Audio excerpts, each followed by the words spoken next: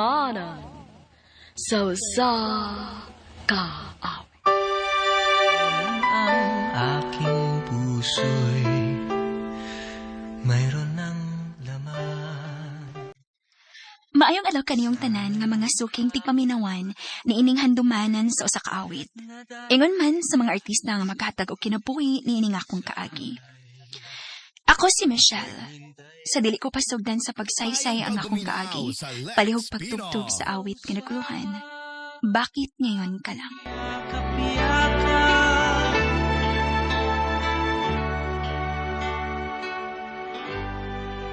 RMN Drama presents Handumanan sa kaawit.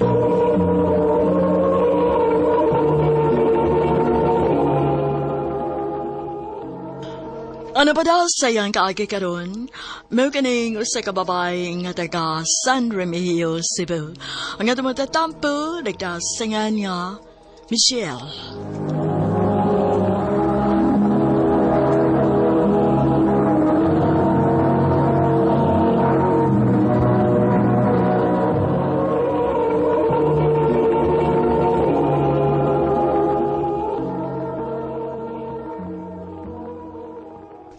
Hello, Nang. Si Michelle? Oy, unsa may ato nimo? Kita daw kanya, Nang. Oy, pamauli ko no mo be. Dili ko mo dawat og mamisita sa akong anak. Naanak ko'y lalaki nga nagustuhan para niya. Mao sige na. Pamahawa na mo din he. Kay kasluno na ning akong anak nga si Michelle. Oh, ma. Ha? Ipakasal na kasi mong mama? Unya siya pag magbuot sa lalaki nga imong pakaslan? O, day. Uy, kulain ko si mong mama, good. Wa man siya ko'y mahimo, day, good. Kay kung dali ko matuman siyang gusto, masuko man siya na ako. Day, Michelle. So, unsa man? Magpakasal na lang gikas lalaki nga bisag gamay, wag gyud kay gusto. Makatunan naman tingali na, day. Diba? Michelle.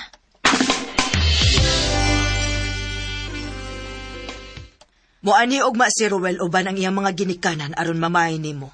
Ma. Ayaw na kog supaka, Michelle, ha? Kung si Ruel ang imong pakaslan. Surebol ng imong kaugmaon kay arangan ang ilang kahimtang. Maong ayaw kog pakauwawi sa mga ginikanan ni Ruel.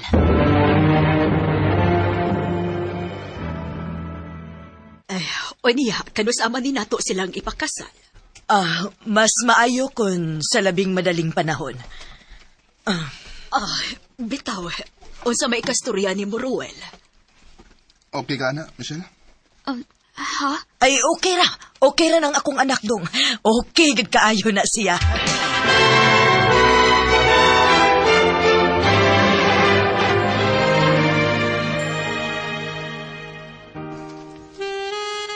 Ako naging ka, Michelle. Roel. Roel.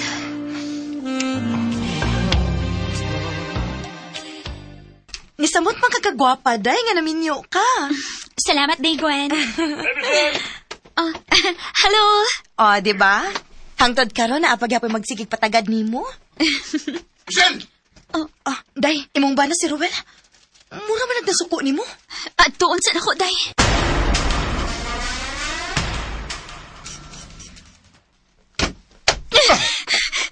Roel, sa ba? Gitukmot magod ko nimo. Tungod kay kundatan kang dako! Roel! Minyo na ka dako! Unya mo tagad gyapon kas mga lalaking magpatagad di mo? Nasayop kasi mo huna-huna. Wala tayo balisan ako. Ayaw bayad dito pasok ka, Michelle. Wa pa ka mahibaw kung unsa ko masuko!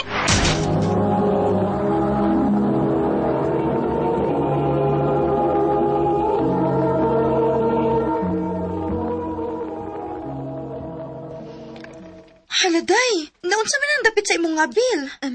Wa na ni day, oy. Okay ra ko. Gidapatan kang Ruel, no? Hala, no? Unsa man sa hinungdan yung gidapatan man kaniya? Salos, day. Nayabag naman ang bana ni mo, eh. Maubitaw, day. Sa tinuod lang. Wa na ko makasabot niya. Abi na ko kung maminiyo, may mahayahay ko. Pero dili man di ay. Kaya bisan gamay lang nga sipyat na ako. Bisan wa siyang igong basihan. Manapat man din siya na ako. Unya, unsaon man na ni mo? Napapagod ay ko'y mahimo. Wa naman, diba? Tungod kay miniyo na mi. Agwantahon ko na lang cute ni. Michelle.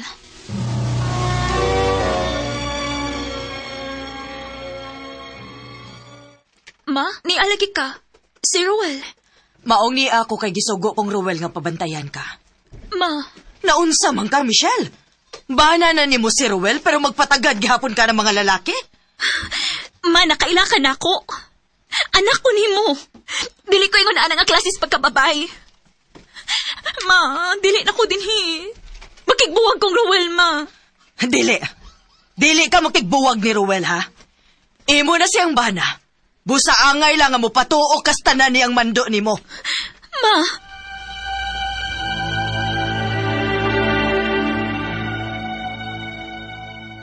pila naman ko kaadlaw nga way kawas-kawas din Spy. Tungod kay pabantayan ko ni Rowell. Si Mama sad, mas malaban pa siya ni Rowell kay nako nga kagalingon niyang anak. Yun sa naman yung akong kinabuhi, uy. So ka na nga namin niyo ko. Mura naman hinoon kong piniriso.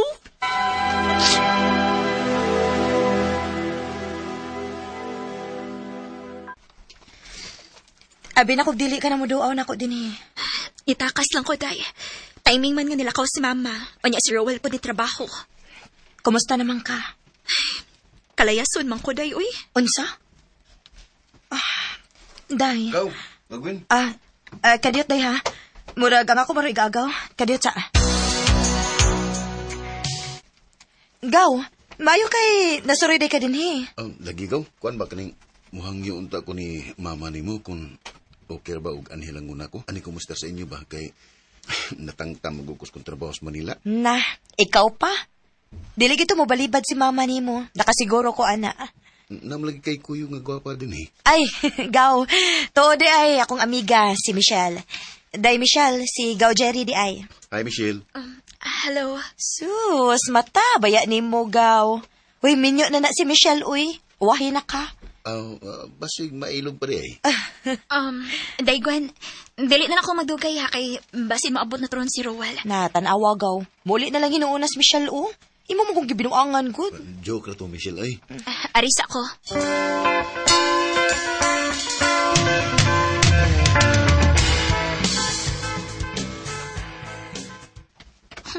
Hangin rusad kay itong laki ha. Pero in fairness, gwapo pa siya. Huwag man magsultis Gwen nga. Nari siya agaw nga gwapo. Uy, hala. Ablira lang kini. Ako manigilak ang pultahan sa diyang mibiya ko. Diin kagikan. Rowell? Bigaon kaging dako. Marika! Rowell! Bigaon ka! Burikat kang dako! Rowell, dili na tinuod. Huwag ko isa ang kagibuhat. Dili. Usta na! Rowell, usta na!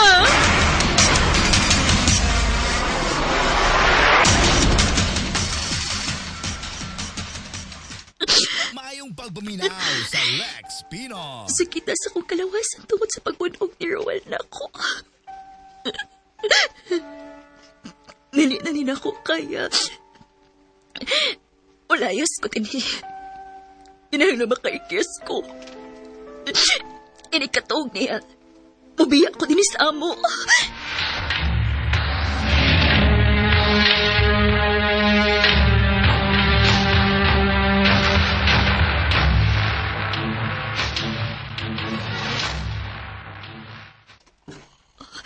Nahinanok na sa maayo.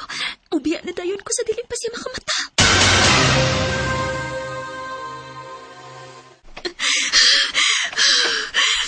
Maayo ka ni kay wa siya makabantay na ako. Michelle? Jerry? Oh. Jerry! Gabi na kayo ron. Unsa may natabo ni mo? Jerry, please. Please, ipalayo ko din. Bisag asa, tanda ako. Basta layo lang ko sa kubana. Michelle?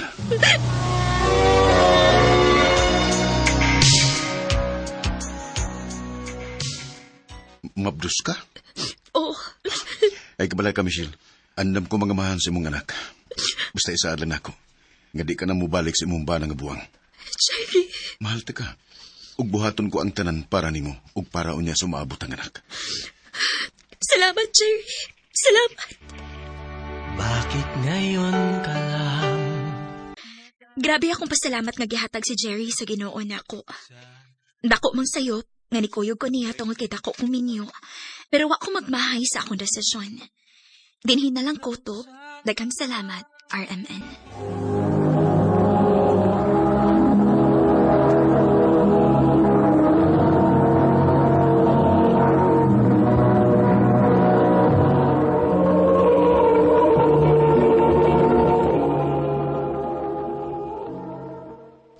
Mao ka mga hikalang kaagi ni Michelle nga taga San Remigio, Cebu. Uban sa awit ngayon kipangayo, awit nga naguluhan, bakit ngayon ka lang? Bakit ngayon puso? Ang mga kaagi gibuhatan no doon sa radyo ni Jelly Haka, gabos sa direksyon ni Priscilla de Canals. Kamuusap mga higala mga sukin ti paminaw, kinasing-kasing kong kidapit sa papada, sa inyong nakalinlaing kaagi sa kinabuhi nga naglibot sa kaawit.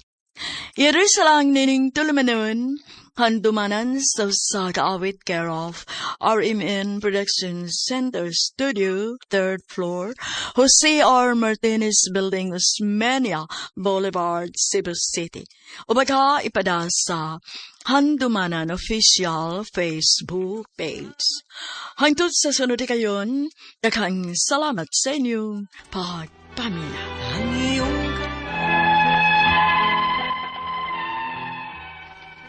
Mayong adlaw kaniyong tanan nga nagpaminaw karon ning tulumanon kini ang akong suliran.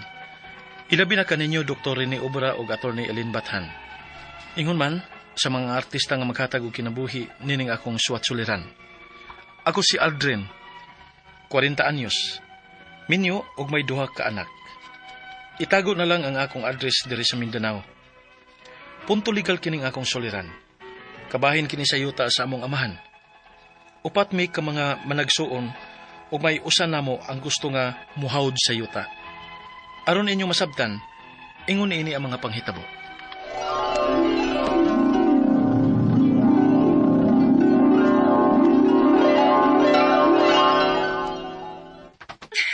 Ma, tanawa kung kinsa ning niabot. Ma! Uy, ang ako maning gwapong anak. Aw ka na da. Nakaila pagi ka na ako, ma. Og tungod niya na, doon na kay sinugatan gi ka na ako. Og ni asay cash. Ay, salamat. Kay ipusta na nakustong it. Ay. Mama, oy. Sige, paghapon di ka na ng tungits, ma. Ay, kay wa may lingaw. Lingaw-lingaw ragud ng ako, God. Kung panalitan anhion ko sa ato mga silingan. Kay unsa man day akong buhaton, nga wa naman ko'y bantayang anak. Mga dagko naman mo. Wa na sab si papa ninyo. Ni unam siya graduate nako. Mao, human kog atiman sa akong mga misitas. Maglingaw-lingaw ko.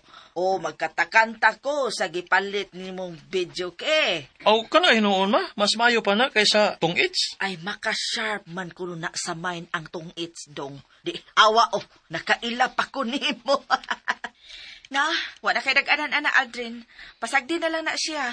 Kay saon lingaw man sad siya ana. Kay pila ra man sa pusta ana nila ba? Pinakadako ana 20. Tuod, di ka na kog bunga ng atong buongon, ma. Uy, ayo patakag panghuan na Aldrin ha. Oh. Kay dili na naato. Ha?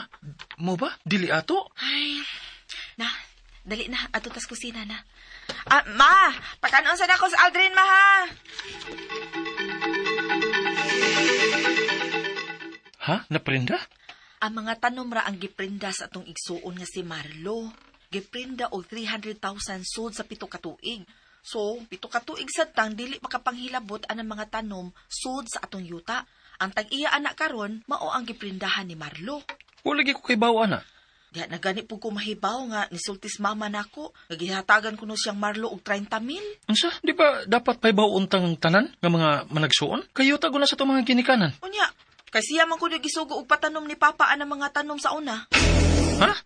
Siya kuno'y nananom anang mga lubi og prutas. Maong iyahan na kuno ng mga tanom. Unsa? Sa may problema na, Aldrin. Kuya, di mo na maayo ang imo. Nga wagani ka magbahibaw nga giprindan nimo ang mga tanom sa yuta sa atong mga ginikanan. Oh, Anong paibaw pa man ko ninyo? Nga wa mo ilabot sa mga tanom. Kaya ako may nananom na. Sa? Ano? Nagkatanom ba mo bisan usa ng anang mga tanong, ha? Kisa may kabag ipapakayad to sa buhay pa siya. Dili sa Toyota, ha? Di ba ako man? Kaya mas gipili inyong manarbaho sa syudad. Ako rin naghago ang ako mga tanom. Mga mo ilabot, anak, bisan kapila ko pala iprinda. Sabot! Oh.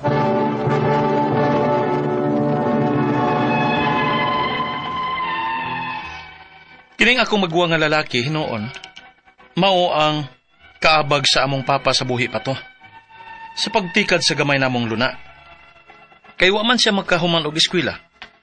Ug kaming uban nga mga managsuon niya, pulos na narbaho og hangtod nga nangaminyo nami. Adto mga panahon na, si Papa gyud ang nagsugo sa among magwa nga lalaki nga patamnan ang among yuta og mga lubi ug prutas. Kay wala gi siya trabaho. Nasa mga usagid ka ektarya kining yuta. Pero imbis nga nakapamungan na ang mga tanom, giprinda na mahinuon sa akong maguwang. Unya, Na, wapo ko'y kalibutan sa mga ingon ana Aldrin. Uy, sayano na kong panghuna-huna. Murag gusto ang sa imong maguwang. Kay siya ko'y nananom. Sahi naman kun ikaw, be. Ikay naghago o pananom. Unya, ang kunon sa uban nimong igsuon nga, wa maghago. Dili ka malain? wa man ko'y problema ana.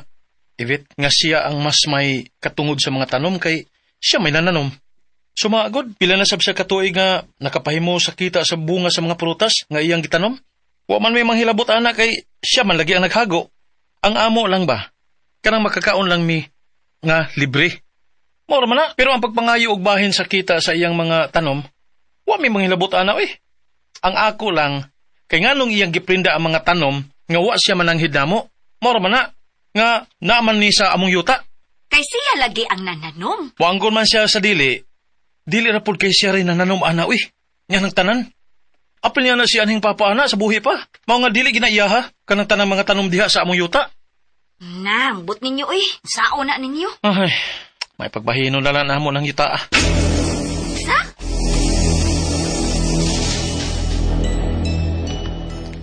Anong patawag pa magag-meeting itong tarang may iso na rin? Rubi ka correct. Mas maayo siguro nga samtang buhi pa si mama ato lang ang bahinon ng yuta adaan sa atong mga ginikanan. Sa? Oh. Kuan Marlo, mauna. Aron ba malikaya nato ang dili nato pag sinabtanay sa umaabot kay ay, samok ba ining yuta oy. Kinimgi si Aldrin ang diskumpiyado kayo eh. Nga naman Aldrin, nasuko dyo ka na ako tungkol sa pagprinda ko sa mga tanom? Ha? Nga wa may apil ang yutas kong iprinda? Nga ko naman mga tanom? Di na lang ta maglalis. Kay mo ginangay nato nga buhaton bisan pag sa sunod patang higayon magbahin. Aron nga mahibaw na sabtang daan asa nga atong bahin. O garon way gubot kung asa dapit ang inyong bahin, irapol na to. Sa? Binuwang! Oh. Ug dili ako magkaangkon sa lugar nga nang ako matanong. Usaban? Mubayad mo sa kumatanong? Ha?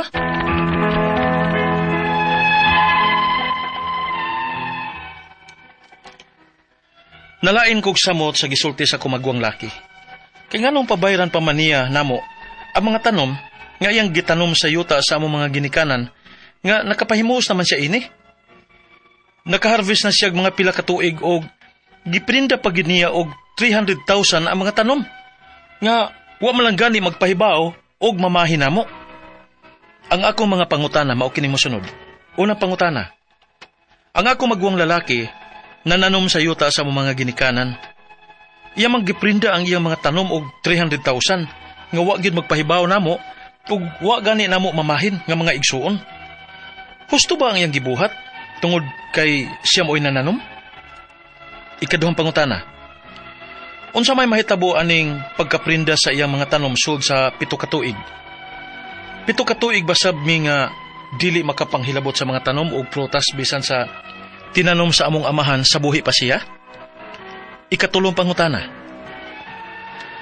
Gusto na lang unta namo nga bahinon ang among yuta namong mga managsuon samtang buhi pa si mama. Apan, papayaran ba man sa akong igsuon ang iyang mga tanom kung mapil ni sa among bahin? Kinahanglan ba gid mi nga mubayad pa nga nakasapi naman siya sa mga tanom ug iya pa ganing giprinda? Ikaupat og katapusan. Unsaon man namo sa pagbahin? Upat may ka mga managsuon ug buhi pa ang among mama. Kalima ba namo bahinon apil si mama? Kung simba ko mamatay si mama, kinsa may makaangkon sa iyang bahin? Palihog, tabangi og tambagi ko. Kini ang akong suliran, Aldrin. Mayong adlaw mga sukintig paminaw kini si Attorney Elaine Bathan ug ako karong adlaw ang muhatag ninyong tambag tubag solusyon kalinawan sa inyong mga pangutanag mga problema na may punto legal, personal, mga problema nato sa ato ang mga karelasyon, kapikas, kabtangan, dokumento, ang mga nasawing hearts, mga nasawing puso, ang mga nasilo sa mga karelasyon nato kay taka lagdas-das no, nailad. Ipadalang inyong mga suwat ha.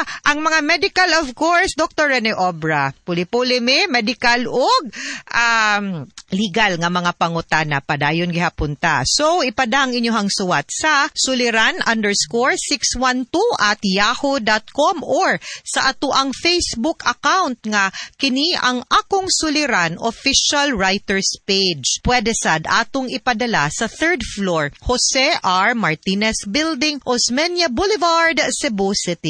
And ato ang letter sender karong adlaw si Aldrin, 40 years old. Taga dili ko kibaw asa dapita kay ipatago man but di ko kibaw di kumsulti. Taga Mindanao, no? Ni si Aldrin. Punto legal, yuta sa iyang amahan, upat sila ka igsuon na ay usang gustong maghawd-hawd nga igsuon, no? Muni iyahang katong iyahang atong napaminaw sa drama, katong iyang itong isa ka igsuon, no? Muna ning sa iyang iyang maguwang laki, no nga mahiubos na ta kay usay na anid lain nag mga sinuryahan na anay mga gipang buhat nga namrinda pagyod mga inana na o niya wa pagid mamahin nga greedy na mo gini problema kibaw ka guys nganong ingon mo dakhan man kay puro la ni yuta daghan man gyud sad kaayong mga suliran nga naggikan gyud sa mga kabtangan ug sa mga kayutaan kay diha man gud kibaw ka unsay punot dulo ani usahay tanan pagka greedy pagkahakog ang pagkalimot nato paghuna-huna nga naatay laing igsuon ang pagpamintaha kana diha gyud na magsugod ang gubot kay kung aware lang ta nga dili ra kitay na ay katungod kay kung daghan tang manag-igsuon na okay ra gyud unta. Anyway, unang pangutana ang akong maguwang lalaki na nanom sa yuta sa among mga ginikanan. Iya manggiprinda ang iyang mga tanom og 300,000 nga wala magpahibaw og mamahin namo nga mga igsuon. Husto ba ang iyang gibuhat tungod kay siya maoy na nanom? Actually di so kiba nga maprinda da ining mga tanom ra giprinda or apil ang yuta klaruha ko no kay usually mamrinda tang atong iprinda dili ang tanom ang yuta baya ngano ning naka 300,000 man niya unsa pong dokumento ha ang nagpamatuod no sa pagprinda ani klaruha ko no susiha ko no didto unsay proof sa pagprinda para makibaw tag unsa gyud ang giprinda ha kay kung ako mo prinda ko or mo dawat ko kanang prinda ang yuta ako di ko tanom yung maagi agbagyo wa nako ang yuta awa kuha tanan di ba so basin ha so tan-awa please wa tay proof kaayo ana and akong duda ana basin ang yuta mo giprinda. Ikaduhang pangutana, unsa may mahitabo aning pagkaprinda sa iyahang mga tanom sulod sa 7 ka tuig? 7 ka tuig na sabming dili makapanghilabot sa mga tanom ug prutas bisan tinanom sa amuang amahan sa buhi pa siya. Wala kay ko honestly, I'll be very honest, no sa ako ang pagkaabogado, wala ko kasugakod karon pa o kadungog og pagprinda nga ang giprinda tanom ra. Kay kung moingong kag yuta so walay labot ang yuta ang kanirang tanom nga gatubo na so pwede kong mananom og lain. Nya way labot dito kay kuming kag prinda na pura ka buok punuan sa lubi nya mananom kog lain diri wa man ang labot sa prinda pero it's in the same property unsa may situation ana no so pero giprinda man gani gyud na tinuod then again yes dili mo pwede until mabayaran ninyong utang pero ang yuta wa man giprinda unya kung ikay tag-iyas yuta na amang kay katungod nga mananom ug lain ana so pwede nimo tamnan unsa ba. Ikatulong pangutana gusto na lang unta namong bahinon ang among yuta namong managsuon samtang buhi pa si mama apan pabayran pa man sa akong igsuon ang iyang mga tanom kung maapil ni sa among bahin kinahanglan bagyud ming mubayad pa nga nakasapi naman siya sa mga tanom ug iyahamang giprinda dapat dili na, no? Kay ang pagbahin-bahin sa yuta raman na wa may labot ang tanom, no? So dili mo kinahanglan mo bayad, dili pud makiangayon nga magpabayad siya, sobra pud ang iyang pagpahimos ug pagpamintaha nga dapat gani